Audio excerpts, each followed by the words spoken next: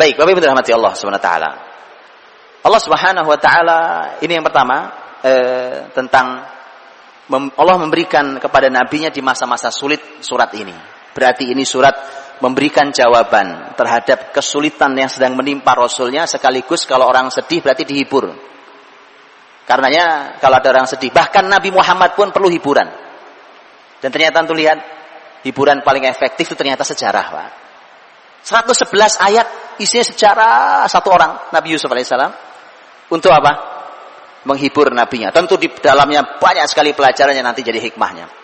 Yang kedua, mengapa surat ini menjadi istimewa adalah bahwa Nabi Muhammad SAW di sepanjang hidup beliau, dalam sejarah beliau itu, beliau sangat banyak mengambil, karena kesan yang luar biasa terhadap kisah ini, mengambil pelajaran dari surat Yusuf, bahkan menjadikannya sebagai kebijakan. Itu otomatis karena ini ayat untuk kebijakan-kebijakan penting. Saya berikan contoh. Pak. Nabi SAW ketika beliau sakit beliau menjelang meninggal itu, kan Nabi SAW berkata pada istri beliau, Mur Aba Bakar falya umman nas, tolong perintahkan Abu Bakar untuk menggantikan saya mengimami masyarakat. Nabi sudah tidak kuat keluar dari rumahnya karena sakit. Tapi waktu itu putrinya Abu Bakar radhiyallahu anha, yaitu istri Nabi Aisyah radhiyallahu anha, menyampaikan, Abu Bakar jangan menjadi imam ya Rasulullah. Karena ayah saya itu kalau jadi imam tuh Pak, itu Al-Fatihah susah selesainya, karena beliau itu orang yang mudah sekali menangisnya. Kemudian Nabi SAW mengatakan, Inna kunna sawahibu Yusuf. Kata Nabi, kalian ini kayak saudara-saudaranya Yusuf aja kerjaannya. Udah, segera perintah saja. Ya, Nabi mengatakan, kamu ini kayak saudara-saudaranya Yusuf aja.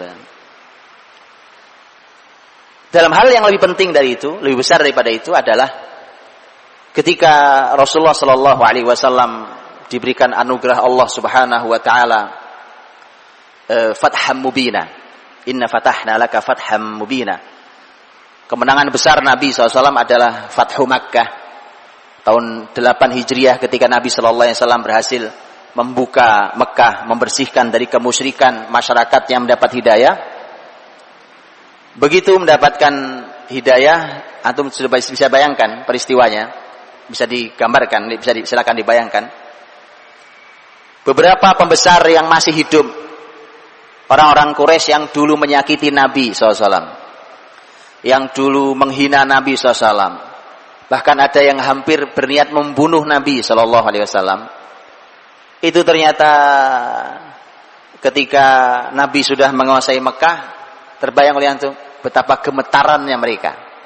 Apalagi Nabi masuk Mekah itu, Nabi sempat mengumumkan orang-orang yang halal darahnya walaupun sedang bersembunyi di balik kiswah Ka'bah.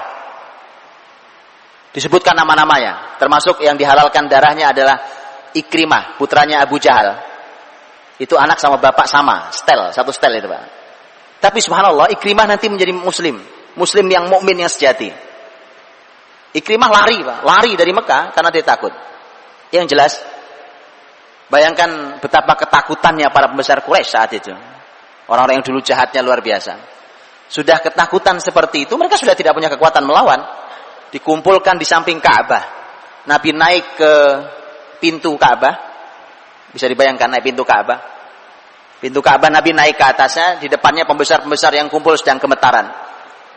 Nabi SAW lihat cara bertanyanya, tambah membuat gemetaran. Mata dhunnun an yuf'ala bikum. Menurut kalian mau saya apakan kalian?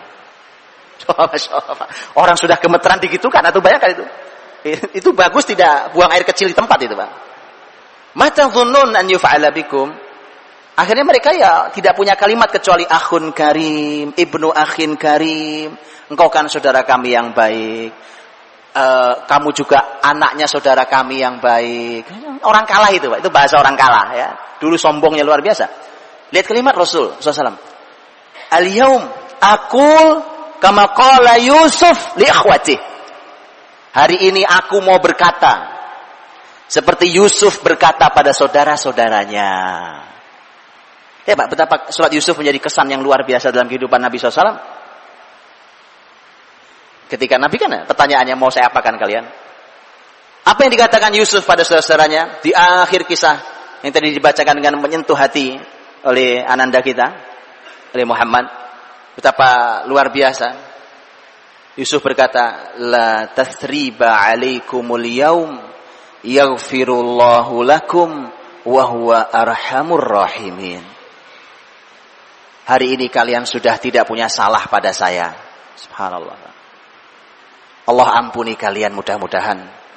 Dialah Allah yang paling rahmat kasih sayangnya. Maka Nabi mengatakan, idhabu fa antumut tulaqa. Kata Nabi, pergilah kalian semua saya bebaskan, saya maafkan. Para ulama mengatakan, inilah pemaafan yang paling besar. Karena Nabi SAW mampu memaafkan saat Nabi mampu membalas. Itu pemaafan yang paling besar. Saudaraku dalam hati Allah Subhanahu wa taala, mitra muslim hafizakumullah, kita akan bacakan ayatnya dan kita akan ambil beberapa poinnya yang mudah-mudahan manfaat untuk kita semuanya. Allah Subhanahu wa taala membuka surat Yusuf dengan firman-Nya, a'udzubillahi minasyaitonirrajim. Bismillahirrahmanirrahim. Alif lam ra, tilka ayatul kitabil mubin. Dan setelah pembukaan ini, maka Allah Subhanahu wa taala menyampaikan kepada kita tentang inna anzalnahu qur'anan arabiyyan la'allakum ta'qilun. Imam Ibnu Katsir punya perkataan penjelasan yang baik tentang ayat ini, luar biasa. Ketika beliau menyampaikan mengapa Quran harus berbahasa Arab. Kenapa Quran harus berbahasa Arab? Dan itulah mengapa pasti kita akan ada habisnya. Bahasa kita, gampangnya kita akan mentok habis kalau tidak bisa berbahasa Arab, Pak. Itu sudah pasti. Karenanya Allah menyampaikan inna anzalnahu qur'anan arabiyya la'allakum ta'qilun. Mudah-mudahan kalian berakal. Makanya jadi pertanyaan, memangnya kalau tidak berbahasa Arab terus akal kita tidak ada begitu? Dijawab dengan sangat baik oleh Imam Ibnu Katsir dalam tafsir, silakan dibuka nanti. Bukan itu pembahasan kita, tapi artinya bahwa Allah menyampaikan tentang Quran yang berbahasa Arab ini. Nahnu naqussu 'alaika ahsanal qasasi bima auhayna ilaika hadzal Qur'an.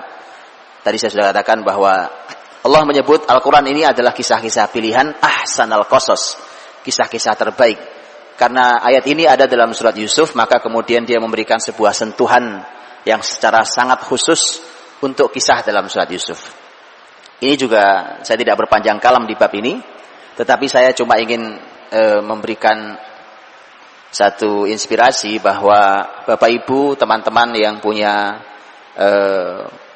kemampuan meneliti, menggali, silahkan Pak, gali kisah-kisah dalam Quran dan buktikan dengan kata ahsanal qasas, bahwa dia kisah terbaik. Saya kasih contoh, saya berikan contoh. Saya dulu pernah berbincang dengan teman saya yang kuliahnya jurusan penyutradaraan film. Kalau orang film itu kan dia pasti akan bertutur, namanya orang film, apalagi dia sutradara, pasti dia akan mengawal penuturan yang sangat menarik. Saya katakan ke beliau, antum kan punya ilmu di bab itu, ujilah kisah Quran, terutama kisah surat Yusuf dari sisi ilmu Anda itu. Dan Anda akan sampai pada kesimpulan bahwa memang ini adalah ahsanal qasas. Kisah terbaik dari semua sudut, bukan cuma isinya. Sampai cara penuturannya, pilihannya, kalimatnya, klimaks kisah yang disampaikan, dan seterusnya. Dan itu perlu keahlian banyak orang, bukan hanya di dalam penuturan. Ini juga luar biasa. Barokah luar biasa kita gali ilmu Al-Quran ini. Barulah kemudian Allah Subhanahu wa ta'ala memulai kisah Yusuf, justru dimulai dengan kisah mimpi. Kita semua tahu itu. Idh qala Yusufu li abih, ya abati inni ra'aitu ahada asyara kawkaban wasyamsa wal qamara ra'aituhum li sajidin. Ketika Yusuf berkata kepada ayahnya, ayahanda, saya bermimpi melihat ada 11 bintang, matahari dan bulan, semuanya bersujud pada saya. Ini Bapak Ibu dirahmati Allah, kisah Yusuf itu ternyata bermula dari mimpi. Kebesarannya Yusuf berasal juga dari mimpi, berakhir juga dengan memujinya Yusuf bahwa ini adalah hasil dari mimpi saya waktu kecil dulu. Artinya, Anda lihat ini Pak, sepanjang hidup orang mulia, orang besar nih, karena Yusuf alaihissalam itu punya nasab luar biasa, sampai Nabi menyebutnya, Nabi Muhammad SAW menyebut Yusuf alaihissalam dengan sebutan Karim, Ibn Karim, Ibn Karim, Ibn Karim. Ini orang mulia, Karim, orang mulia. Bapaknya orang mulia, siapa? Nabi Yakub. Bapaknya orang mulia, siapa? Nabi Ishak. Bapaknya orang mulia, Nabi Ibrahim alaihissalam. Ini orang tidak sembarang, Yusuf alaihissalam. Karena itulah maka ini kisah besar. Ternyata kisah sebesar Yusuf alaihissalam itu ternyata bermula dari mimpi, Pak. Dan subhanallah, Islam ini punya aturan syariat tentang mimpi. Cuma memang kita nyaris tidak pernah mendapatkan pelajarannya, betul ya? Nyaris kita tidak pernah mendapatkan kajian ustadz di masjid manapun tentang mimpi. Padahal kalau Bapak Ibu, bukan cuma zaman dahulu, zaman hari ini di negara-negara Timur Tengah itu mereka ada pakar-pakar mimpi, Pak. Tapi bukan dukun kayak di Indonesia. Di sini dukun, Pak. Nanya orang, apalagi kalau lewat SMS itu, ketik reks pasti mimpi. Itu jelas dukun. Dijamin kalau itu, Pak. Itu orang main-main dan bahaya. Padahal dalam Islam punya syariat tentang mimpi itu.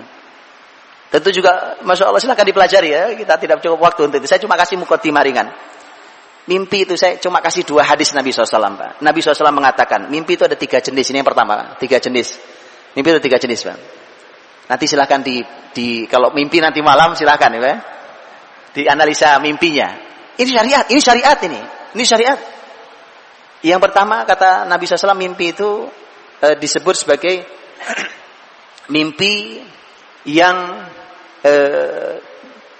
dia mimpi yang tidak, yang disebut dengan hadithun nafs. Hadithun nafs, ar-rajul yukallimu nafsah.